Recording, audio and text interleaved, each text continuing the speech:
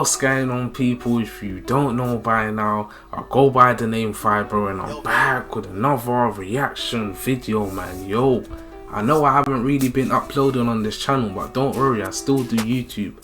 I've just been uploading on my other channels, man. I've been uploading my rap reaction videos on my FIBRE in France, FIBRE in Italy, FIBRE in Netherlands, FIBRE in Sweden, you get me? So I'm still making content, I'm still here.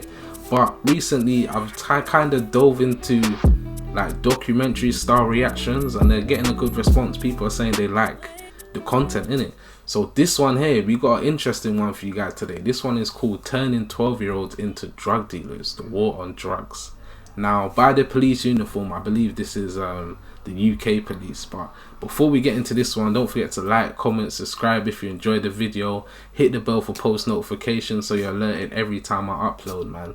And without further ado, let's get it. Oh shit, here we go again.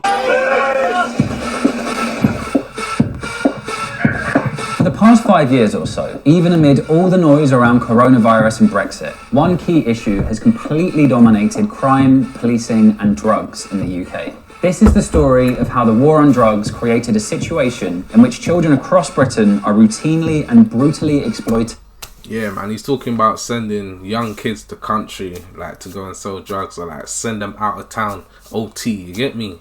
It's kind of mad when you think about it, because who would want their like 12-year-old child or whatever, like they're just being manipulated? It's crazy. But at the same time, when you're that young and that's all you're seeing in the rap videos, the drill videos, that's what you want to do, innit? You want to be like those rappers, you want to have the bling, you want to have the money and all of this stuff. But they don't realize there's so many other ways to make money out here. Like, it's crazy. But yeah, let's get into the video, man.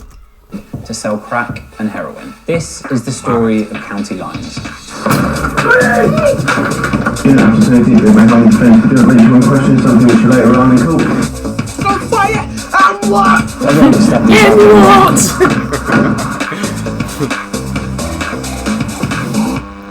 In its most simple terms, County Lines refers to the practice of big city organised crime groups from places like London, Liverpool, Birmingham, moving into smaller towns or even rural villages and taking over their drug markets. The drug dealers having to commute to sell their gear is not what has captured the attention of British society. It's that the people running these operations day to day are usually kids, often 15 or 16 years old, and sometimes as young as 11 or 12. I was 16 years old when I first started getting involved with drug dealing and drug dealers. At first, they started off as partying with them, having fun. They had nice clothes, nice cars, money, all of it. For me personally, I don't remember saying, yes, I want to hold drugs, yes, I want to. I don't remember saying anything like that. It just went from, hey, can you hold this for me? Hey, can you do this for me? Can you do that favor for me? To now I'm full-blown drug dealer myself. Stories about County Lines started exploding in the British press from around 2015. Police forces seemed completely unprepared for this new type of drug dealing, and the press jumped at the shock value of the ages of the kids involved. What this goes to show is just how behind the curve police intelligence,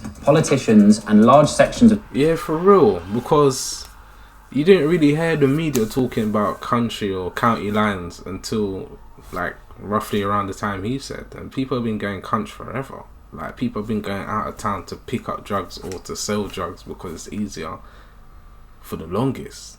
So it's like, they were just kind of, I think they were kind of letting it happen because they got eyes on everything, man. They can see what's happening, they know what's going on. If you get a, let's say, a young black guy, let's say 14, from London all the way up in flipping, I don't know, all the way just in some crazy area like North Newcastle or something, like just on the back roads, what do you expect is going to be happening? Like it's crazy, it's crazy, it's crazy. Media are when it comes to drugs. In fact, the roots of County Lines dealing actually go all the way back to the late 90s, and UK MCs like Joe Black had been rapping about going country since the mid-2000s. The basic business model of County Lines is pretty simple and very grim. Usually it's like the guy at the top in his 30s or late 20s, and then you have the guy in the middle or the girl in the middle. Their job is reload and take people up and down from London to wherever they're going to. Then you have the ones at the bottom of the triangle, which are the runners. They're usually very, very young. And they're the ones who are most likely to suffer from the consequences, you know, police and other drug dealers' rivalry. It's almost impossible to know exactly how many people across the UK are involved in this trade. One estimate from 2020 put the number as high as 50,000 kids who are part of an illicit industry that's thought to generate upwards of £3 million a day. But the truth is, because of the nature... It's probably even more than that. Like that's just an estimate. I swear, it's probably double that, man. 3 million a day.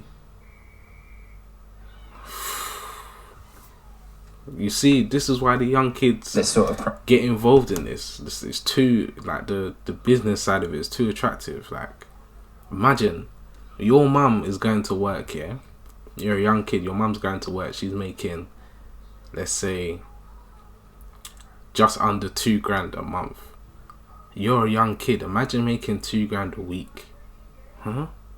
You're not gonna want to go to school and work, and you get me? You're not gonna want to get your education to go and work for someone to make £2,000 a month when you can make £2,000 a week. Like, it's a bit mad still. Like, it's crazy. The authorities simply don't know for sure. And though the roots of county lines go back decades, it's been aggravated over the past 10 years by wider factors that have transformed British society. I think what's key here is to situate county lines within the context of austerity politics, which the government have been pursuing since 2010. Growing levels of inequality, decrease in social mobility have all meant that there are increasing numbers of young people, particularly from poorer neighbourhoods, who are unable to access the legitimate labour markets and to get the training and educational opportunities that they need to succeed in life. It comes as no surprise that the illicit economy, the drugs economy, would become a more attractive option to them. I was part of this life for a little over 2 years. It's like, work hard, keep grinding, and you'll make a lot of money, you'll become successful, you'll be this, you'll be like me, you'll be a top don like me. You know, here, take a few £100, go buy yourself a little tracksuit. They use that tactic on most of the kids, and I realised that because I was so young and so vulnerable, and I was so impressionable, and I was ready to do whatever these people wanted me to do, that's why they wanted to keep me around. It's sick as well, because it's grooming at the same time. Like, it's just mad. It's mad how... And some of these top drug dealers that are recruiting these young G's is like youngers, young people, for the people that don't understand the lingo sometimes. So sometimes when I speak, I go real London accent-y, so you probably wouldn't even accent-y. That's not even a word. Understand what I'm saying, but yeah, it's crazy how these older guys get these young ones to go and sell drugs for them and stuff. Like, you would think, do these top drug dealers have children? Like, how would they feel if someone recruited their child to go and sell drugs? Some of these children end up dead. They get beaten up and robbed by the we call them nitties, but the addicts. So imagine you're sending your 13-year-old up to a different area that he doesn't know, and then he's selling to addicts. He doesn't know the area. They could just take his stuff and just beat him up. Like, it's crazy. Like, the stories that I've heard about country are so crazy. It's mad. Mum kept calling the police on me. You know, she was always crying on the phone and stuff like that. So I feel like my family was suffering with me as well. So I shouldn't put them through that. Most of it is outside of London. I will go up there, me and my buddy over here. Yeah, then you'll find one crackhead. Once the area is established, I'll get kids to go up there for me. From anywhere from like 12 to like 15, 16. Pay them like 300 a week. They need money. Mommy and daddy ain't got no money.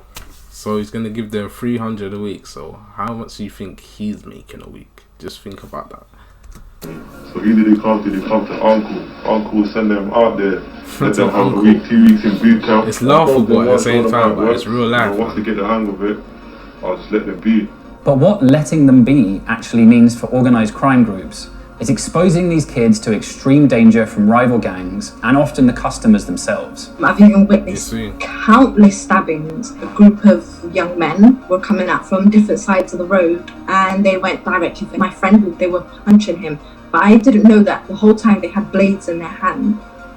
and they punctured his lung. I look and there's blood everywhere. So, I'm crying and I'm trying to get the ambulance to come. When we went to the hospital, the doctor was like, he could have probably died in a few minutes. It was that they stabbed him that many times. It's hard to overstate just how vulnerable and at risk these children are. Organised crime use a variety of methods to groom and manipulate children, but there's two very common instances. One is where a child is given a load of drugs and then robbed at knife point, but what the child doesn't realise is it's the people who gave them the drugs that set that up. Another common instance is sexualised blackmail. The child, male or female, it's happened to both, are filmed in sexually compromising situations. They can be blackmailed in very intimidating and terrifying ways. Is this what the that man keeps doing? them really working as slave labour. But it's not just the fact that kids are easier to manipulate and exploit that makes them attractive targets for organised crime groups. Poverty and lack of opportunity may set the scene for county lines, but that's not what actually causes it. For that, there's another, even more important factor at work. He looks disturbed talking about this. He looks like he doesn't even want to talk about it, fam. No cap. War on drugs. Police are really, really good at catching drug dealers, but that is the problem. I used to work undercover, infiltrating inner city gangs. I was at the front line of the success of police in the drug markets. Each operation would result in people being imprisoned for over 100 years. Wow. So gangs have adapted, and the way that they've adapted is to use children, because children are the perfect buffer zone between police and drug dealer. It's policy that's created this. As soon as you prohibited drugs, it led to an inevitable path of children being exploited. So he's got loads of coke. He's like loads of individual deals. That's probably about it, I'd imagine. How much is that worth? That'd be about 100 quid a deal. As county lines dealing emerged into the national consciousness, as far as the police were concerned, if they caught a kid selling drugs, they'd caught a dealer. So, thousands of kids who'd been targeted and groomed specifically because they were already traumatised and vulnerable were thrown into the criminal justice system and ended up in prison. I ended up getting into a conspiracy to supply Class A charge, and I done a 2-year, 4-month in prison. In recent years, there's been some recognition from some parts of the justice system that what they're actually dealing with is a complex system of exploitation and manipulation. That many of those arrested as perpetrators... Do you know what's the crazy thing as well? Like, when you're that young, you're not even thinking about jail. You're not even thinking about the consequences of your actions because you've never gone through it before. So it's almost like it's a game. Like, you're selling drugs, making money. You think it's GTA or something. You get me? Like, it's crazy. It's so mad, man. Are actually victims as well. In 2019, a landmark case used modern slavery legislation for the first time to prosecute older gang members who had recruited, groomed and trafficked kids to sell drugs. Okay. There's drug paraphernalia around the address, so you are definitely going to be searched under the Misuse of Drugs Act. What he's told us is he's originally from Wales, via Kent, and now he finds himself in Great Yarmouth, and he's only been here for a short period of time, and he can't really give us an explanation. County lines, for me, really, is a business model that's based on exploiting people.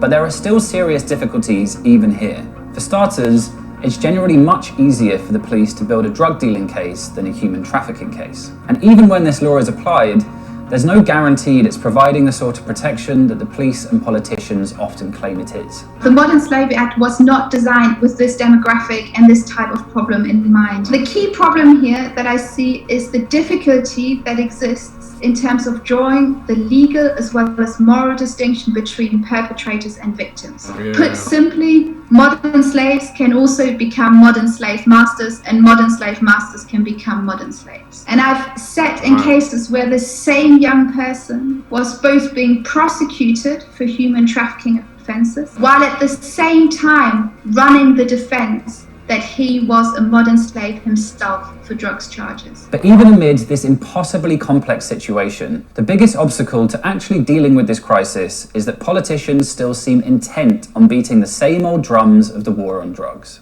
Across government, we all have a collective responsibility to start to understand county lines, but importantly tackle county lines drugs.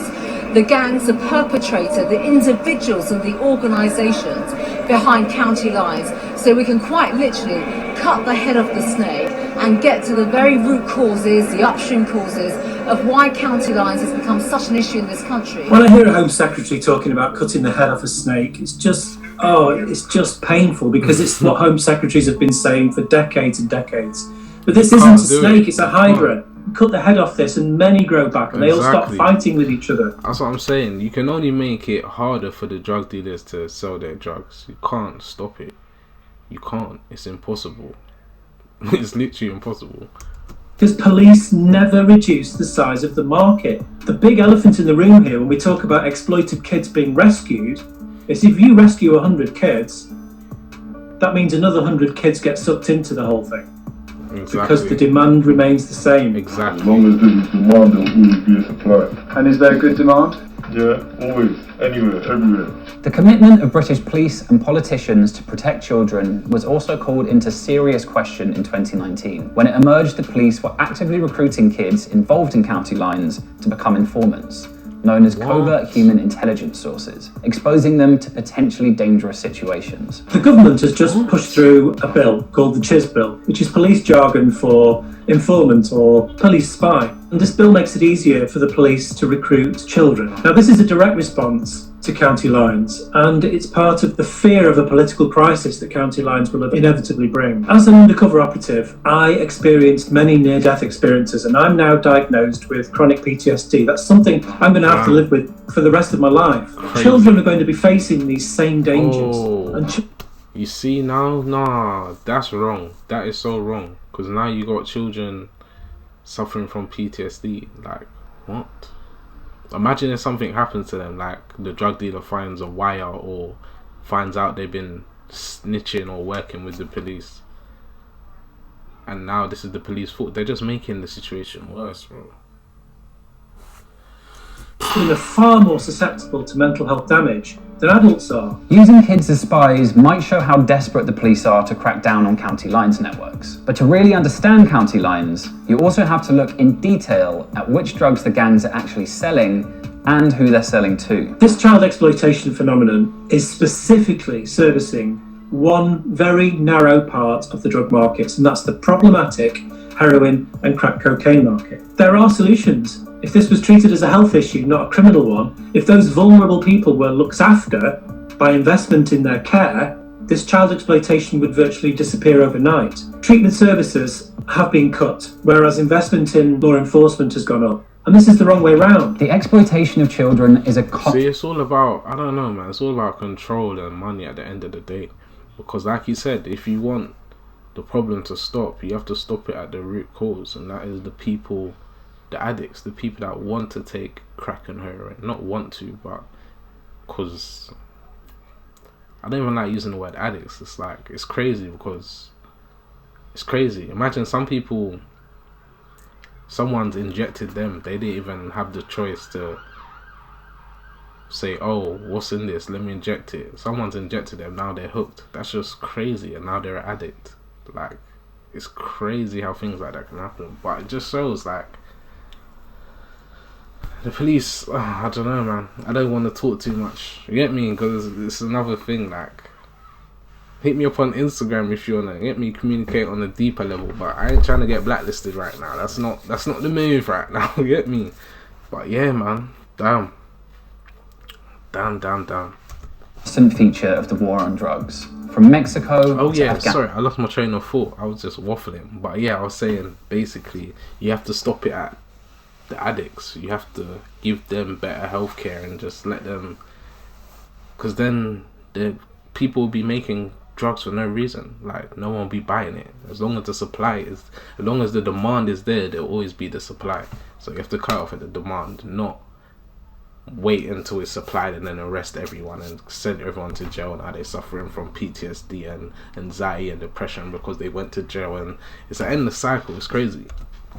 It's anyone's guess as to why Britain's leaders thought the UK would be any different, or why they thought their failing policies would succeed where across the world they've only ever made things worse. But what we can probably say is that if you support the continued prohibition of illicit drugs, then you are supporting the continued exploitation of children, not just in Britain, but across the world. We'd like to congratulate drugs for winning the war on drugs. Yeah, man, that was definitely a deep one. Definitely a deep one. I couldn't imagine my child getting sent to out of town to sell drugs.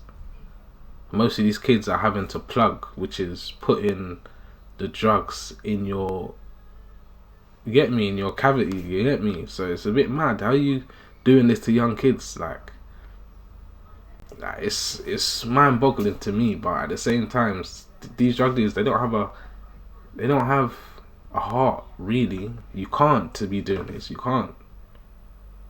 But it's crazy, man. Each of their own, man. Some guys are just, I don't know. It's a crazy one still. It's a crazy one. But yeah, man. Damn. Sad world, man. Sad world. But if you enjoyed that reaction, don't forget to like, comment, subscribe. If you want me to do more videos like this, let me know down below. Leave links down below. Leave suggestions down below. And I'll try and make it happen, man. Damn. It's been your boy Fibre, and I'm out. Peace. Do your dance and go ham. Turn a hater to a fan. Grab your hips and wave your hand. Damn. Do your dance and go ham. Turn a hater to a fan. Grab your hips and wave your hand.